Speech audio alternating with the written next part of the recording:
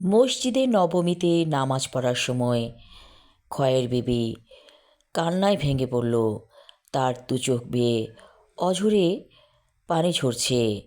তার এত বড় সৌভাগ্য, সে হজে আসতে পেরেছে, মসজিদে নবমীতে নামাজ পড়তে পারছে। সে আল্লাহর কাছে মোনাজাত করে বলে, হে আল্লাহ, আমি আর যতদিন বাঁচমু তুমি আমারে সুস্থ রাখো। আমার যত বংশধর আছে তাদেরকে সুস্থ রাখো।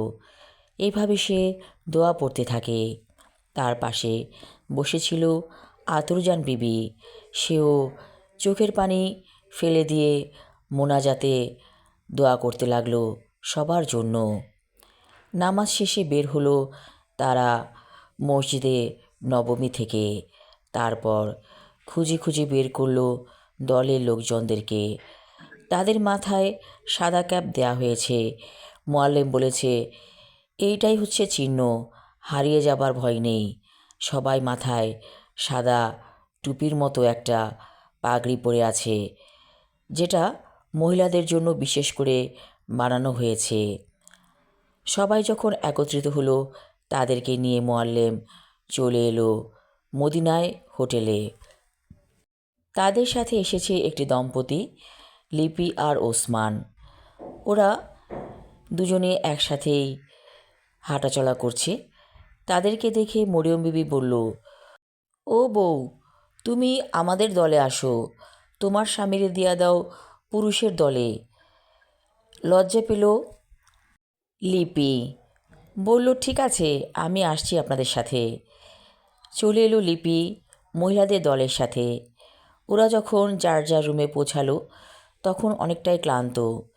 লিপি বলল, আমার অনেক ঘুম পেয়েছে, একটু ঘুম দরকার। ওসমান বলল, এখানে কি আমরা ঘুমাতে এসেছি? আমরা তো ইবাদত করতে এসেছি। লিপি বলল, ঘুম দরকার, না ঘুমালে আমি আর পারবো না। এই বলে বিছানায় গা এলিয়ে দিল লিপি। কিছুক্ষণ পর গভীর ঘুমে তলিয়ে গেল সে। ওসমান ভাবল, আমিও একটু ঘুমিয়ে নিই, হয়তো ঘুমালে ভালো লাগবে। পাশাপাশি দুটো বিছানা ওদের রুমে। ওসমান শুয়ে পড়ল তার বিছানায়। সেও কিছুক্ষণ পর ঘুমিয়ে গেল।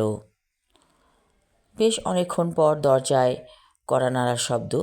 দরজা খুলে ওসমান দেখল মোয়াল্লেম খাবার নিয়ে এসেছে। নিন, আপনাদের খাবার নিয়ে এসেছি, পেট ভরে মজা করে খান।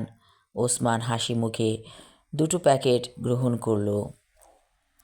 খয়ের বিবিদের রুমেও খাবার দেয়া হয়েছে। ওদের রুমে ওরা 6 জন। খয়ের বিবি বলল, গরুর মাংস দিছে। আহা, কতদিন গরুর মাংস খাই না, আজ পেট ভইরা ভাত খামু। বাসমতি চালগুলোকে অনেক ভালো লাগছে দেখতে, লম্বা লম্বা এক একটা চাল। মরিয়ম বিবি বলল, এই তো চালগুলা দেখা মনে হইতেছে যেন শিউলি ফুল। আতরজান বিবি বলল, আসলেই এখানকার ভাত অনেক সুন্দর। ওরা পরম তৃপ্তি সহকারে খাবার খেলো। আতরজান বিবি বলল, আজকে আমার নাতি আসবে, সে এখানেই কাজ করে। সে ছোটোখাটো একটা কাজ করে। আমি আসছি শুইনা সে খুব খুশি। নাতি আসবে কিছুক্ষণ পরে। এই খুশিতে তার চোখে মুখে আনন্দের জোয়ার বইছে যেন। লিপি ঘুম থেকে ধরফড়িয়ে উঠল, বলল, খাবার দেওয়া হয়েছে নাকি?